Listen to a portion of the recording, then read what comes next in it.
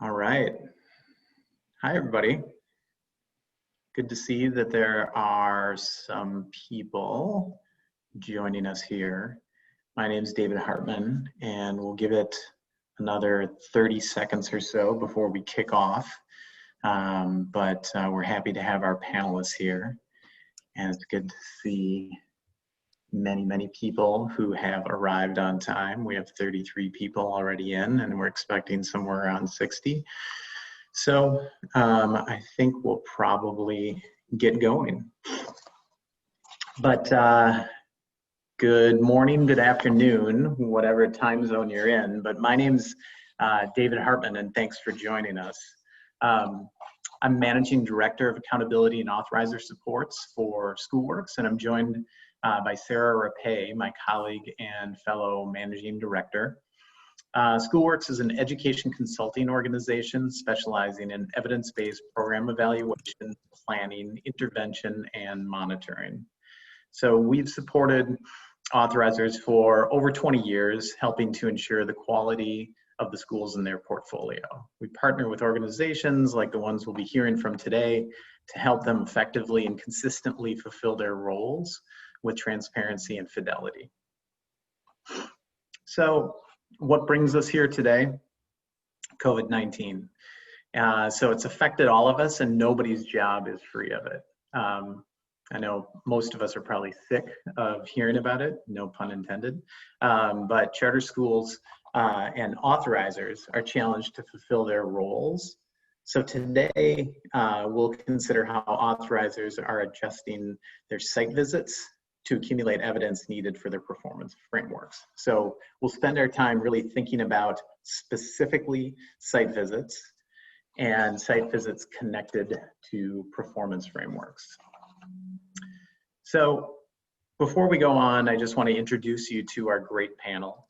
We're joined by charter school authorizers from the Rhode Island Department of Education and Shelby County Schools. So they're going to consider some of the challenges they face and discuss how they're responding to them. So thanks for joining us, Paula, Jermain, and Brittany. Let you all know that unfortunately, Paula and or Jermain may have to drop off by the end. So we will kind of focus on speaking with them on the front end of this conversation, but they'll have to drop off, not because they got bored with our conversation, but because they have some prior commitments. So thanks for working this out for us. So in order to frame this discussion, we always start with what we call the cycle of effective authorizing.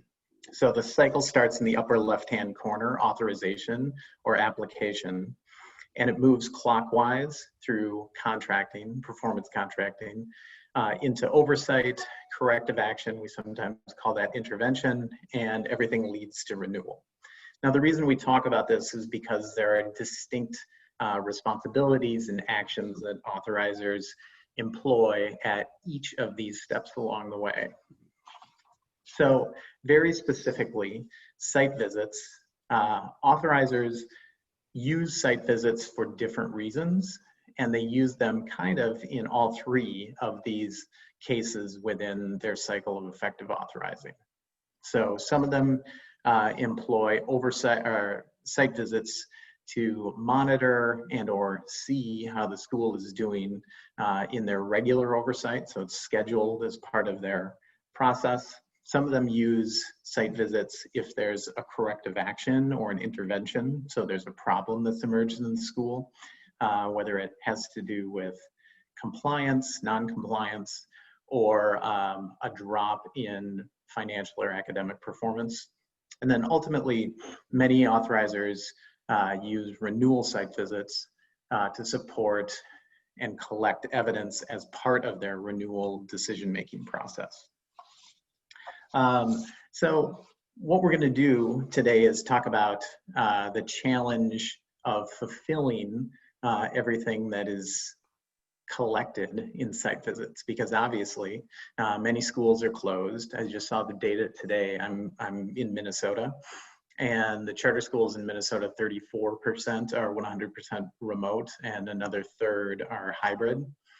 So authorizers here in Minnesota are struggling to fulfill and get into schools. And even if a school is open, pandemic COVID precautions probably are preventing people from being in the school. Oftentimes authorizers can't physically be in the school. So how do you troubleshoot? How do you collect evidence in a remote sense? So that's really what we want to talk about. So luckily, I have a great colleague in Sarah, who has worked with a number of organizations already since last spring and into this fall in order to set up remote site visits. And so, Sarah, I'd just like you to kind of start to think about or share what are some of the challenges that you've seen from shifting to in-person to remote site visits. Yeah, I'm happy to. So as Dave said, I had the opportunity to work with a very large client to do 26 remote visits in a 3-week setting, and then I'm working with other clients as well. But one of the first challenges potentially to consider is that most people need to adjust or revise their protocol to account for virtual reviews. So this means determining how the team will work together. So your site visit team, how will they work together virtually since they're not in the same space and able to come back and speak together?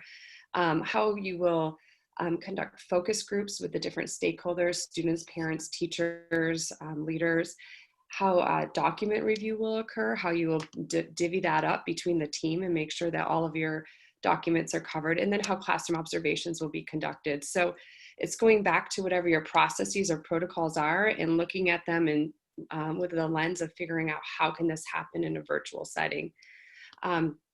Another challenge or thing that we learned is that the best approach through this, especially with change, is to just communicate. So in my experience with any sort of visit, whether it's a renewal site visit or just a formative review, schools and teachers, they get nervous, right? They have anxiety around these. Somebody's coming into my building or coming into my Zoom account or whatever it may be, and they're nervous. And so we found that, being as proactive as you can be and communicating upfront about, the changes to the process, what you're trying to do, how it's actually going to happen, was really a key element to making the visits be successful. Another thing I will just add is that remote visits are tiring. Any kind of visit is tiring. Like you're on your feet all day, you're moving, you're talking to people, you're having to just distill information. But oddly enough, the remote visits seem to just kind of drain you a little bit more than you would expect. So just something to consider as you're doing this is just trying to figure out time to allow people to be able to take a 10-minute break throughout the day. They're not walking from one classroom to another. They're literally at their computers all day long. So try to build in breaks and stretch and time to make sure people are eating and drinking and drinking water, that is, and just able to fulfill their functions as a site visit reviewer. So those were some of the 3 things, that really was, things to think about as we got started. We definitely learned some concrete lessons from these site visits, particularly being able to do so many in such a short time period.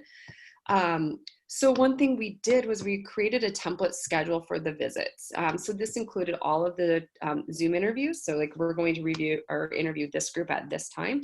It included time for team deliberation. So our team is going to meet from 3 p.m. to 5 p.m. to discuss the evidence and deliberate. And then it also included time for document review. So this resulted in consistency across the project and from school to school. So the visit schedule was essentially the same. And then this gave the reviewers or the site visit team just the knowledge of what to expect, as well as the school. This is what's going to happen over the course of these 2 days for my visit. Another thing that we did was we utilized web-based interviews. We use the platform of Zoom, but when scheduling for an in-person visit, we typically utilize a focus group organizer where we ask the leaders to help us insert who we'll be speaking to at what point.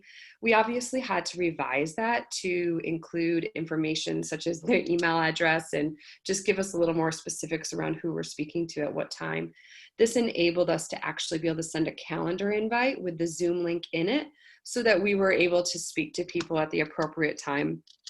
We also sent information in the Zoom invite about who we were and, what the process. We asked people if they hadn't used Zoom before, to log in ahead of time, make sure that their audio and video worked, and that they knew how to change their names so their names displayed appropriately so that we could call on them or just, you know, have friendly rapport with them. But hard scheduling those interviews allowed the time to have sufficient time in between the interviews to talk as a group. And then one thing that we found, and this probably won't surprise many of you, but connectivity was sometimes an issue. So depending on who we were speaking to, this largely happened with students and parents, but we'd go to do a Zoom interview, and you know, they were in and out, their connectivity, and we couldn't hear them. They couldn't hear us. And sometimes it even happened with the school leaders. So that's just a challenge that you're going to have to work around. One thing that we've considered doing is potentially, you know, we're going to add a survey to gather evidence around parents and students so that we can have fill that hole that, you know, we potentially lost through not being able to hear the students very well, or in some cases, you know, only one parent showed up due to connectivity issues or scheduling. And so, you know, that voice isn't, you know, wasn't a large enough stakeholder group, so we weren't able to use that. But and then the last piece I'll add is that some school leaders did not want to share student emails, understandably so. And then in some cases, the students or the schools had firewalls, so they weren't able to get into our Zoom rooms. So then we had to rely on, you know, Google Rooms instead, or Google Hangouts. But finding these, you know, unfortunately, when we were doing it, we were finding these out in the moment and we didn't know. And so then we had to adjust on the fly. And, you know, the principals would often help facilitate the students. For instance, like they'd set up the Google Hangout and then kids could come. But those were some of the key pieces that, you know, we learned while doing, you know, so many site visits in such a short period of time. And, you know, it helped make it smoother. Like as we went, we made some of these mid-course corrections, but we definitely learned a lot of good lessons and are able to apply them, you know, this fall going forward with virtual site visits. So Sarah, I mean, the aim of any site visit is to accumulate some evidence.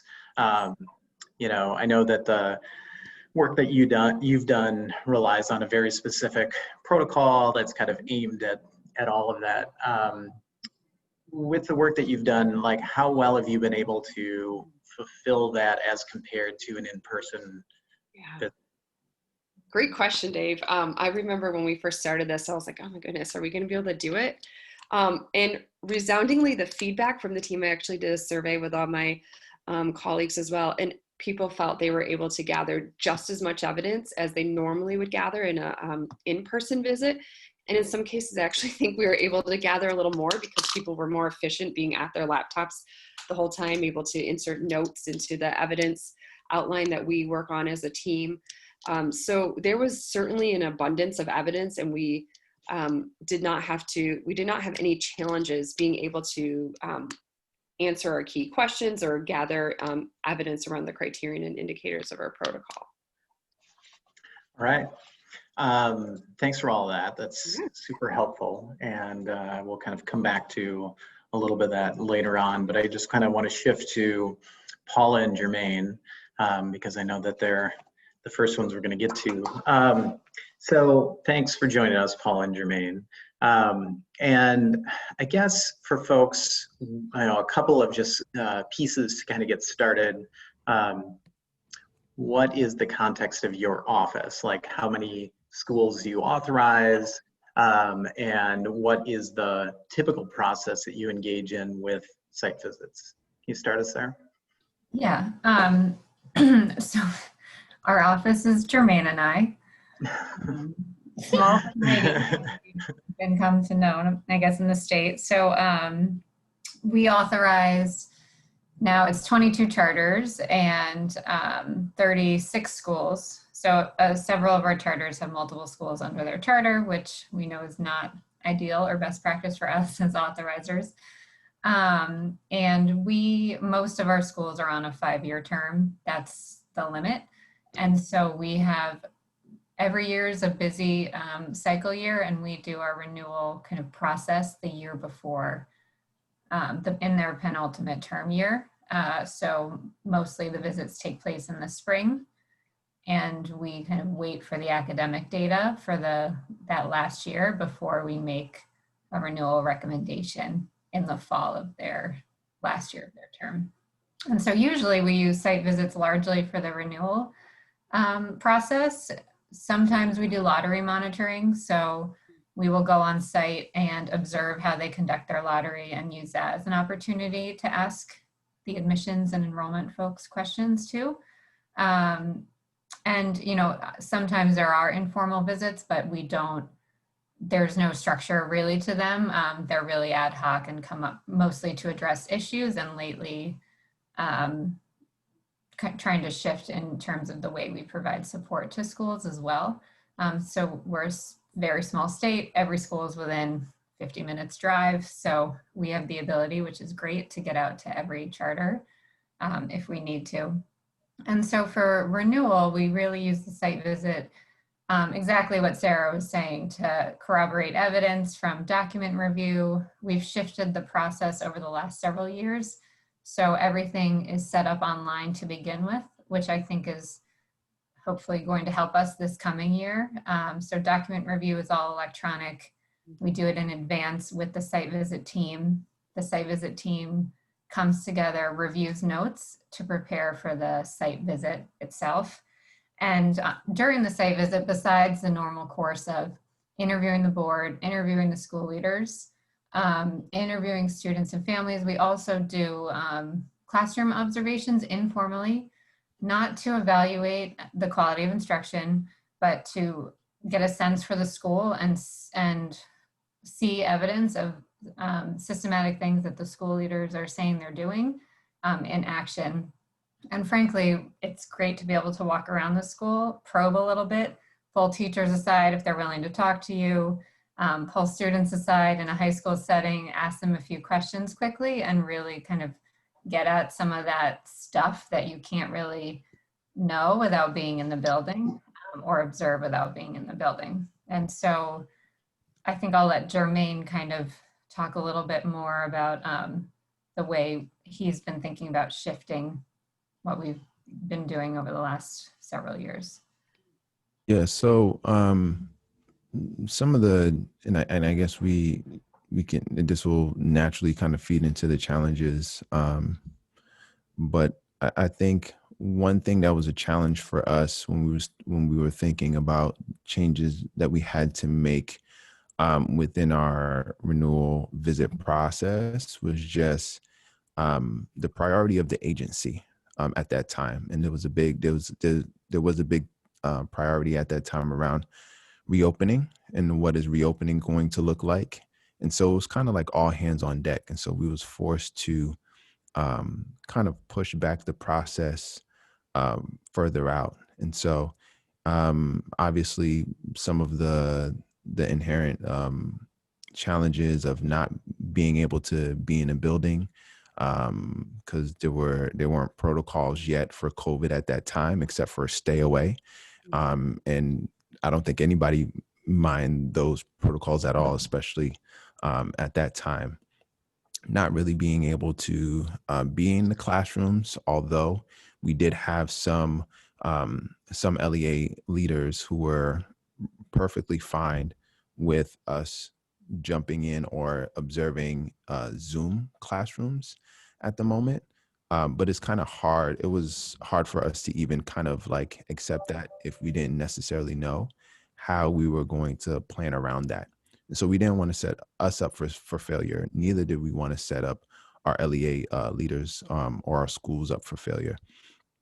But I took that as like something that we could possibly do, especially as we don't know what's going to happen with COVID in the next coming months. We weren't able to interview the board members or teachers. So of course we could use the platform for that, but again, kind of mapping out what those things will look like, and how we would want to interact, and even have an internal protocol for that. That's something that we would have to develop. And then even the info that we were able to collect, because part of our renewal process, we have a document submission protocol. And so so we ask schools to give us information that will help us get a better picture of their organizational sustainability. And so we were able to collect that information. But as you can imagine, that, COVID, there wasn't one thing that COVID did not touch. And so even those things were kind of were impacted. And so as we look to next year, we're keeping all of these things in mind and thinking about, okay, what are some ways that we can go virtual? And also what are some ways that we can engage the board, the classroom, the teachers, parents, all through a virtual platform, or if, depending on where we are, if there's a hybrid model that we can also adopt. And if I could add, just thinking about the challenges. So we also monitor all the charters every year for sustainability measures, including compliance, and we rely on our counterparts in the state agency for many of the compliance areas, like our colleagues who run IDEA, and they do site visits, right? And they are not doing them anymore right now. And I think it's difficult to hold a school accountable when you're relying on, number one, when you're relying on other people to kind of tell you that information and translate it. But when their processes are completely shifted, and just thinking through, like, what do we do with that lack of information? Because we might have quite a gap in terms of having that information from our colleagues. Yeah, those are some real challenges, right? Everybody's compromised. The information that you're getting, even if those other offices are compromised, like Jermain, your point, the information isn't always as accurate or meeting the deadlines that you had before. A couple of things just to contextualize, kind of going back, there's been a question, how many people are on your site visit teams? How many people participate? So this year, when I was organizing, I was aiming anywhere from 4 to 6. Ideally, we would love the full team to be 6 folks, where we can split off 2 by 2s and attack different areas of the site visit. And how many days long are they? Are they one day or multiple? So we work like a tier system, where based on the school's historical academic performance, depending on the tier, that determines the day. But we might spend a day, anywhere from 1 day to about 3 days, 3 or 4 days. Yeah. And then the cohort, I know from speaking with you previously, your cohort that would have been in the review, would have had the site visits last spring. You've collapsed into this coming spring as well. So how are you approaching the renewals this year? And then how does that affect site visits? Yeah. And so for the cohort that would have received the site visit in the spring, because we wanted to, again, roll with the priorities of the agency around reopening and support, we were looking to see what would be the best approach to not only support our LEAs, but also still be committed to a high quality evaluation. And so what we did is we actually just recommended to the council that we extend the charter terms of each of those LEAs for another 2 years, so that we can, did I cut off? Oh, we got you. Okay, great. Because there was a internet unstable that came up, and I got afraid real quick. But we recommended for a 2-year extension for each of those LEAs, because traditionally we go based off 2 years of the most recent academic data. And if we did not make that recommendation for 3 out of the 4 of our schools, we would only be working off of 1 year of academic data, which is not fair. And so that's how we kind of like that was our solution in trying to maintain that balance. But for the LEAs that are coming up this year, in this year's cohort, we are planning to, do things, or are planning to do the renewal visits. Now the question is whether or not we do it 100% virtual, or whether we do some type of hybrid model. And we actually just talked with the schools that are in this coming cohort about their feelings, and one of their suggestions was, could we as the authorizer take into account kind of like COVID related measures of responsiveness and that for their LEAs. So we haven't really dug into that yet, but we do try to get feedback from the field and take that into account as we go forward. So there's a lot of places in our performance framework that are shifting or either don't apply because of distance learning. Yeah, there's a lot of adjustments, like real-time adjustments that everybody needs to make. One of those, there's a question that came up regarding synchronous or asynchronous learning. So the way I interpret that is fundamentally like you've approved an academic program and people are not operating, consistent. Not that it's a non-compliance issue, right? They have to deliver it in the way that they can, but how are you approaching your monitoring of synchronous versus asynchronous? And maybe you haven't taken that on yet, right? Because you didn't fulfill the reviews in the spring and you're moving forward next spring with these, but what are your thoughts on that?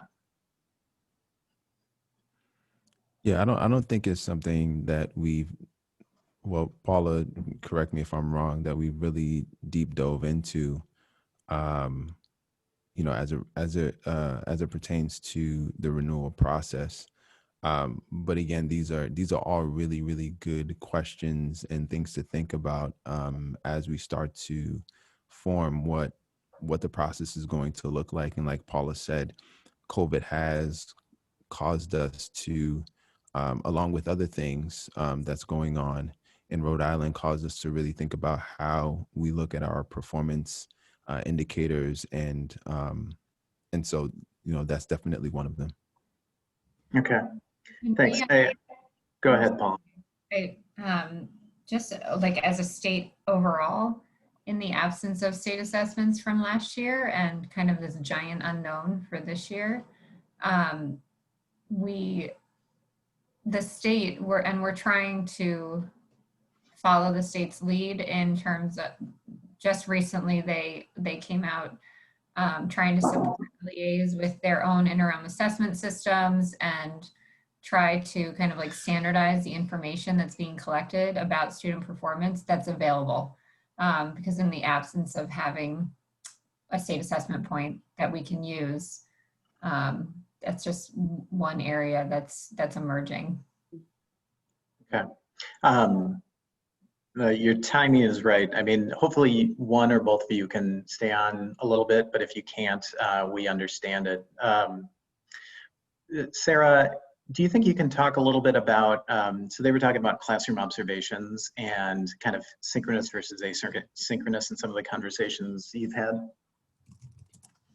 Yeah, so this is certainly, in conversations with clients, a wondering of how we'll do this. And so we've talked through different options of, a team member logging on to a Zoom classroom that would be live, and so it would be a synchronous event, and still utilizing our classroom visit tool. We have SchoolWorks has modified as classroom visit tool to account for remote learning. So we took into account the fact that there are certain things we will not be able to see potentially on classroom observations, depending on whether or not students are visible. So if kids are visible, there's an opportunity to be able to, observe potentially, do they do breakout rooms? Are they engaging kids, or do they have opportunities to speak with each other? What's the rapport like between the teacher and the students? If it is asynchronous, we can still observe whether or not the teachers are working to engage students by potentially holding, some wait time to let them do some of the work. Are they still asking students to engage in higher order thinking through their activities or their questioning? And so we certainly have been working towards that. And are going to be implementing that in a number of the site reviews we do. The ones that I managed this past spring, we did not do the classroom observations just because, well, frankly, it was in May and June and things were just blowing up or in the process of blowing up. And so we were all still trying to figure out how best to, you know, gather information about what's working in a school and what area could potentially be improved. And classroom visits wasn't quite on the radar yet, as, you know, schools were frankly just trying to figure out how to serve their kids in the environment that it was. But Dave, any other specific questions in that, or to the panel? Any thoughts about that? No, I just think that it's an interesting challenge, and what I've, you know, the conversations I've been in, like the initial thought is exactly what you were saying, right? Is that, well, we can't observe instruction, right?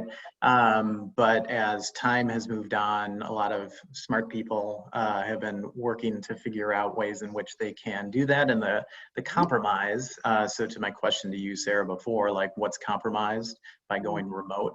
The last versions of the classroom visit tool that I've seen really only, there's only one indicator of 10 that you're not able to collect information on, whether it's synchronous or asynchronous.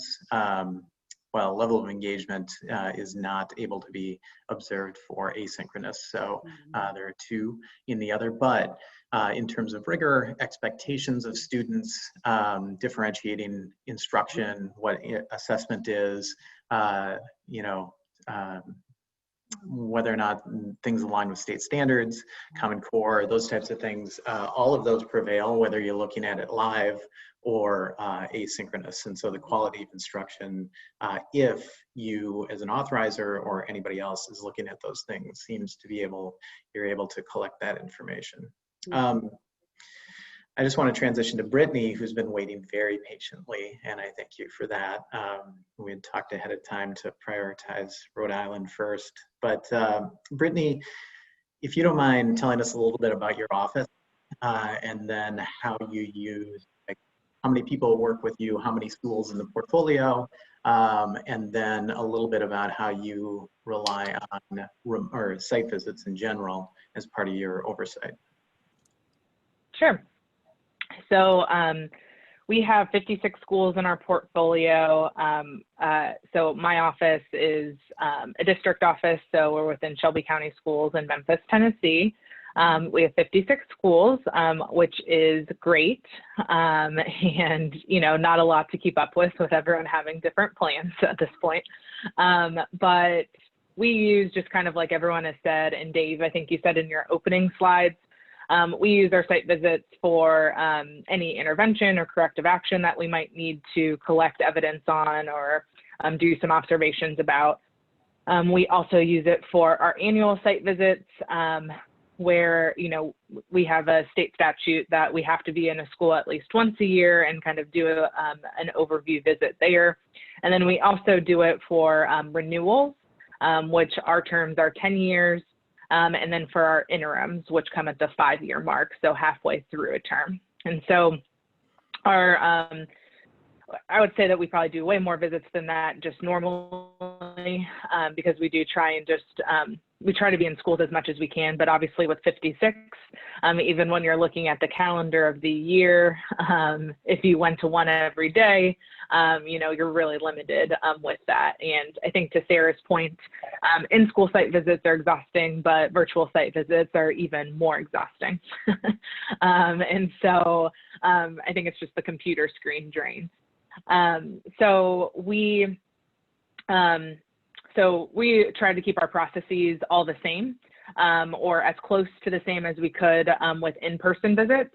And so we took time to adapt our site visits for both annual and renewals, because hopefully we don't have any corrective action coming up, but we'll be able to adjust with that as well, as similar to what our processes were before. Because, you know, our goal, especially with 56 schools, is to keep things equitable. And we want to make sure that as we're looking at cohorts from year to year that are within a process, that we're trying to align them the same as much as possible. Because, you know, as a former school leader in Memphis, and being in the site visit processes, you always want the same. Everyone wants the same treatment. You want to understand, you know, did that happen at someone else's school as it is mine? And in Memphis specifically, although we're trying to change that rhetoric in our office so that it might look different in the future, it's something that we're still working on with our leaders from a trust situation. And so our goal is to really keep everything as similar as possible because we've really been in a space around structure and routine and being transparent with our schools these past few years. And so we've tried to keep that up as much as possible. All right, that helps. So you just completed some of these remote site visits, right? How many did you just complete? Yeah, so we have 3 schools that are in their renewal year. So this is their last year of their 10-year term. And so by February 1st, by state statute, we make a decision on their renewal for 10 more years beginning next school year. And then so we have been in the midst of our annual site visits also in tandem. And so for our annual site visits, I think at this point, I know that my team's actually in some right now. I believe we've completed just over half of those over the past, I guess, 4 weeks at this point. Because we did have schools that opened up at the very beginning of August. And so we tried to kind of look at the calendar, see when schools opened, and then prioritize visits based off of that. But then we did have schools that opened at the end of August. And so, those are going to be kind of the later ones just from that standpoint as well. But with our renewal visits specifically, we decided to have the renewal visits last a week. And I think to Sarah's point, we were concerned about connectivity for everyone, especially since Memphis is a very large district and we have, over 100,000 students that are all logging in at the same time every day, plus everyone else on their computers. And so connectivity has been just a concern of ours, and we wanted to make sure that we already had time built in case there was, a flub that kind of came up. And so the way that we structured our renewal visits was Monday was a meet with the school leaders, double check the schedule for the week, make sure that we had participants for our focus groups, make sure we had any of the requested follow-up documentation about the priorities that we've set after meeting with them. So it was really a check-in meeting and then also a deep dive for our site visit team so that we were able to review documents, double check that we had access to classrooms. It was more of a logistics day in some sort. And then Tuesday, Wednesday, and Thursday were our classroom observations and focus group days. And so we were not doing classroom observations and focus groups from, 7 a.m. to 4 p.m. We were working with our school schedules because we knew that there was some synchronous and asynchronous learning going on. And we wanted to make sure that schools had the ability to set the schedules so that we could see everything that we were requesting without kind of having to adjust their schedules, because we didn't want them to do that for students or teachers. And we didn't want them to feel like we only were going to be able to be available from, 8 to 12, and they had to kind of shove all the observations into one time. Especially since virtual learning was new, we wanted to give a little bit of grace in the sense of, if we couldn't get into a classroom for whatever the reason, the link wouldn't work or whatever, that we also had 2 other days to get into it or 1 additional day. That the school already knew that we were in a position that we could come into a classroom. So it wasn't kind of broken up from there. And then on Fridays, it was considered a writing day, meaning we weren't in classrooms. It was more of our debrief discussion, make sure that all of our site visit people could get their notes in. If there was follow-up documentation from the week that we requested from the school, we could get all of that in so that we could kind of close out, the full observation or the observation week on Friday to make sure we had all of the materials to move to our next steps. And so a week seems like a really long time, and it was, but it actually went fast. And from a scheduling point, especially since our renewal site visit team is about 8 people, It's usually 8 people. And so just from a scheduling perspective, I think Jermain said this, but we always have at least 2 people in the same observation set. And so, you know, if there was a class that was running in tandem, we wanted to make sure we had enough people across the board.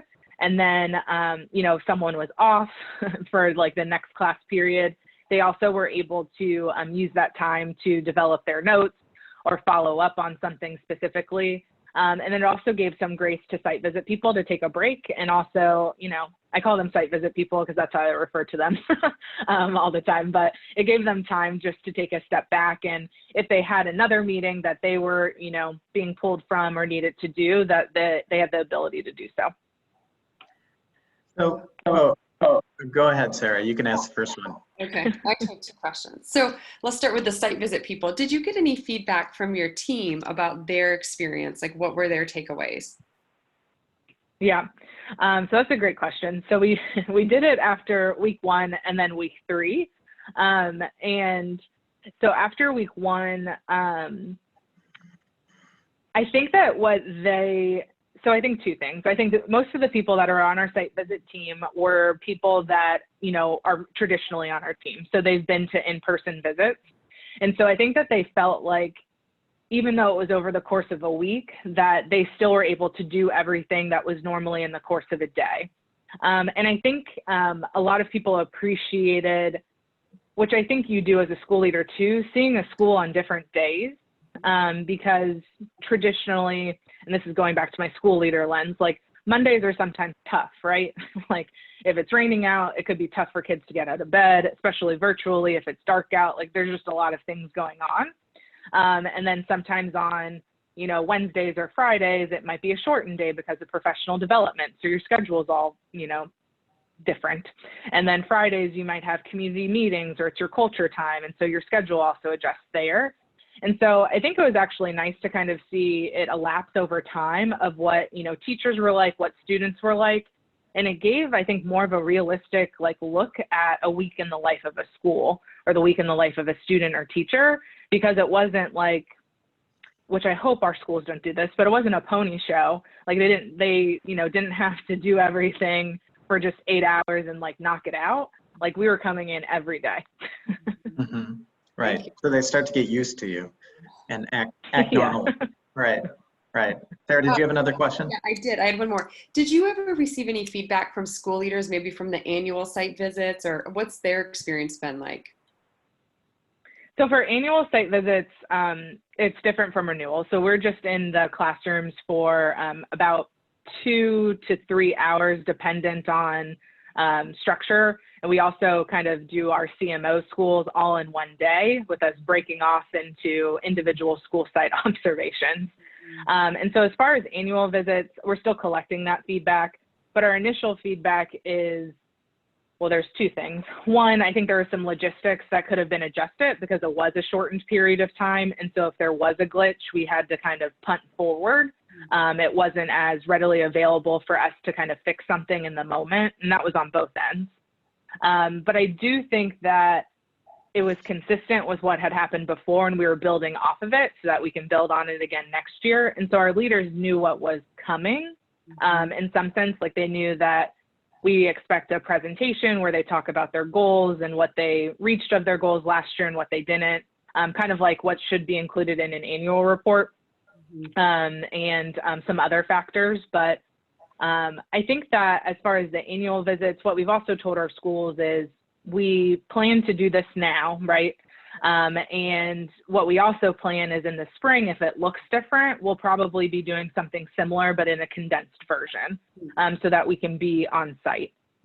Our office is also a little different because we have advisors in different departments from our district that just support charter schools. And so our, you know, our SPED or RTI or ESL folks are already working with our schools often and doing some of their deep dives and observations in addition to our site visits. This is just kind of more of a deep dive. And so they're seeing us all the time anyway. Thank you.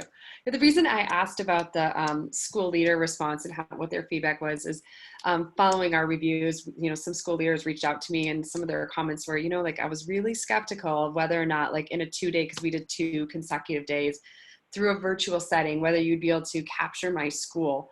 And their response overwhelmingly was like, you did it. Like you really were even able to capture the culture of our school and like who we are and what we're trying to do. And like, thank you. And these reviews were formative. So we were able to give feedback or, hold up the mirror and let them see versus, not necessarily sharing what we saw. But I wanted to share that because it was good feedback from principals that like, despite the change in setting, you still were able to gather and capture my staff and my students. Now, Dave, you can talk. Thank you. There are a number of great questions that have come in through all of this. And so I kind of want to go through a couple of these. The first one actually is to both offices. So site visit people, like I think Paula and Jermain, you said that those are made up of staff from the department who have certain areas of specialization. Is that right? Yes. And do you bring anybody from the outside in for those, or is it strictly department staff? Right. It's now just department staff. And It's all people we basically beg to volunteer to be on our. Right. I think most of us have been in that situation. Right? Yeah, a while ago we tried having either actual other school leaders as part of the visit or members from like kind of a support association for charter schools. But we've moved away from having them as part of the site visit. Mm-hmm. And we've also, in years past, hired outside folks like yourselves to help. Yeah, I know that one of the challenges that offices like yours face, whether it's outside or internal folks, is to standardize, right? To make sure that people have the experience and the shared expectations. A lot of the work that I've done with folks, and I know Sarah does, is really investing time in orientation and training to make sure that when people arrive or participate, they all know why they're there and what the objectives are and what the do's and don'ts are for the process. So not always an easy thing, especially when you're begging people to participate, which many of you are. Brittany, who are your site visit people? The question very specifically too added, are they compensated? Sure. So we have one external consultant and he works with us for our renewal visits and our interim visits. And that is part of our local board policy that we have an external consultant that sits on our review teams. And then otherwise, we have at least 2, usually 3 of our internal office staff, which we only have 5 internal office staff members, so it's really not that many. And then we do have advisors in our other departments, and so dependence on the population, or if there's been a citation or a concern that's been come through either performance scorecards or otherwise, we'll pull in at least one ESL advisor, SPED advisor, RTI advisor. And then from there, we do have 1 to 2 people from our curriculum and instruction team within the district, and 1 like school operations team. I'm sure I'm getting that department name wrong, but academic school supports, I think is what it's called.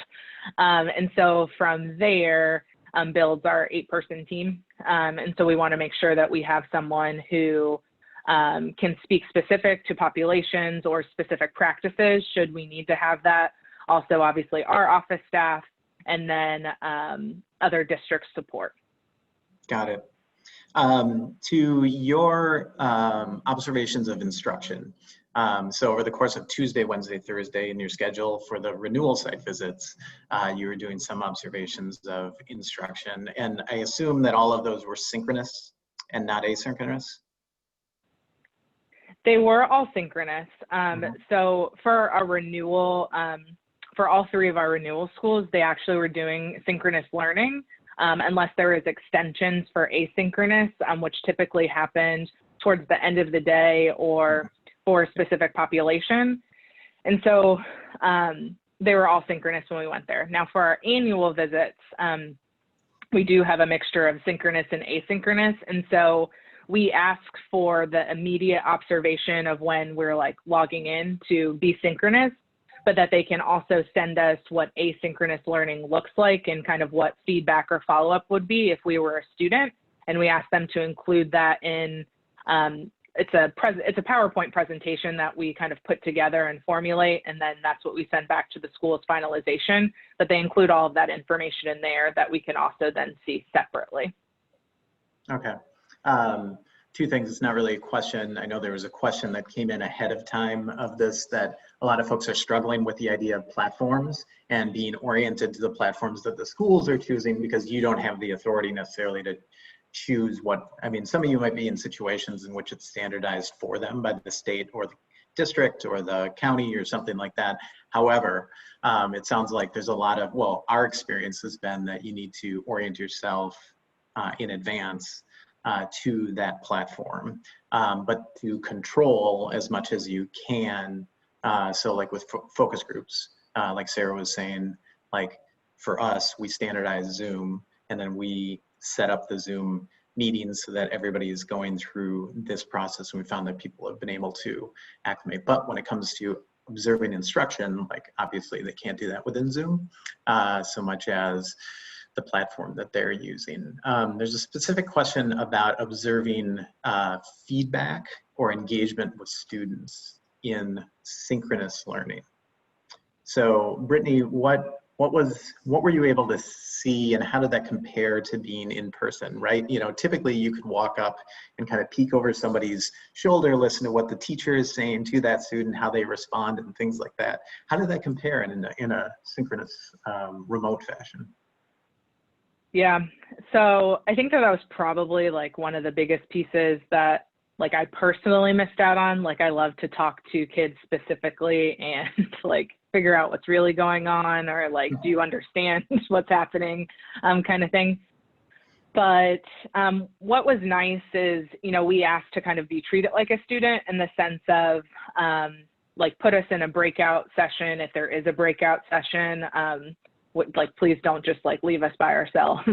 If there is a link or like a Google platform, which now I can't think of what it's called off the top of my head, something new that I've never used, but if there's something that we need to go into and like you're saying, ask or answer certain questions, and like that'll give the teacher in the moment feedback, like give us that link so that we can also see what that looks like.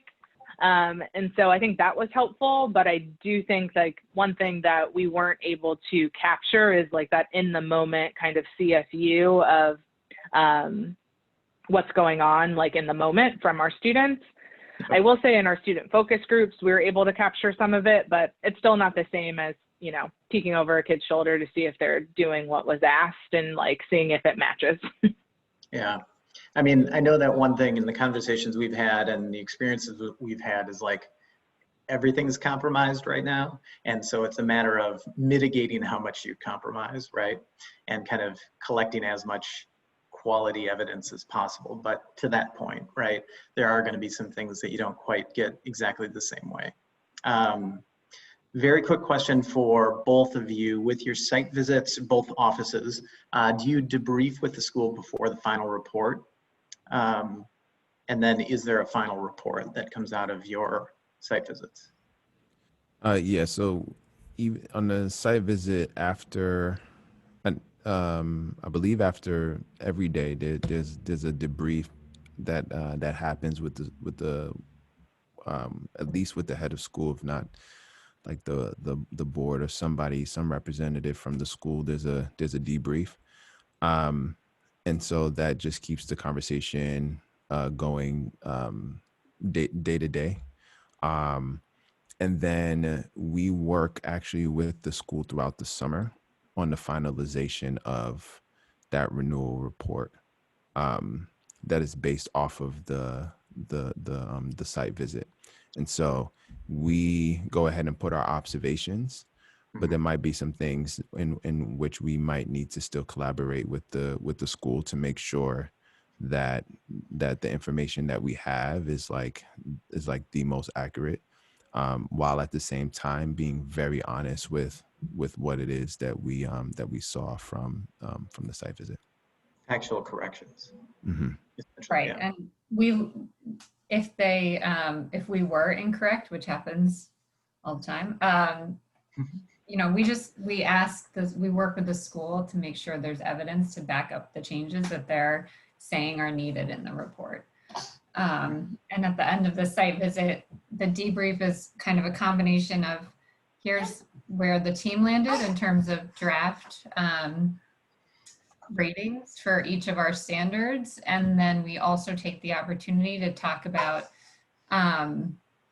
you know, things that would come out of a site visit that don't necessarily show up as part of a standard or a rating in a final report, and kind of use that window of time to have more of an open and honest upfront conversation with the school. And it usually kind of helps lay the foundation, especially if it's not going to be like a favorable final report that we're writing. And the final report is actually the part of the renewal documents that we use in public meetings and things like that.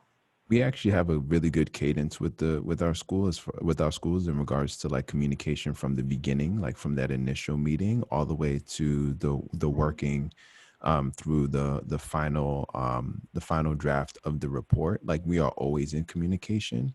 And so there's not one time where like we stop communication and we give them something that they had no clue, like nothing catches them off guard. No surprises, right? Brittany, very quickly, if you could, and then Sure. we got to honor people's time. But yeah, how do you approach the final? So for our renewal reports, we do a final report. We do not debrief specifically with the school about what will be included in the report yet, because it hasn't been, you know, put together, and we haven't had a full debrief with our team. But our last session that we do with school leaders is requesting any information or any additional questions that we have, and kind of giving next steps. And then when we do put the final report together, we give what we call grievance period for the schools to review the information, provide any evidence or feedback with supported evidence around something if they feel like it needs to be corrected. And typically corrections fall around, like we've said 360 students, we actually have 342 or something like that. And then for our annual visits, we do kind of like Sarah said, like put the mirror to our school leaders of what we saw, and we do that in real time, and then send the finalized version to the schools. That's great. I really appreciate all of this. You know, you all have been great in kind of sharing and being open to your process. Like I said, none of it's perfect in these times. And so hopefully it's been valuable for you to kind of hear from each other. There are a couple of questions that we weren't able to get to. James and Indiana, I'll try to follow up with you with some ideas of how to troubleshoot your staffing with things. We certainly are going to follow up just with a summary and a recording of this. So if you know anybody who wanted to participate but couldn't, we'll send this around. And certainly, if you have any questions for any of us, my email address is Dave C. Hartman. It's in the invite, or go through Jennifer Strock with the invitation. But we can connect you with people to make sure that you get some questions answered. But really, really appreciate it. These guys are working hard to fulfill these really, really difficult responsibilities, and I'm just honored to be able to kind of talk through some of this with you. So thank you for your time. I know it's a busy day, and I hope that the rest of your fall and into winter continues well. Thanks a lot, everybody.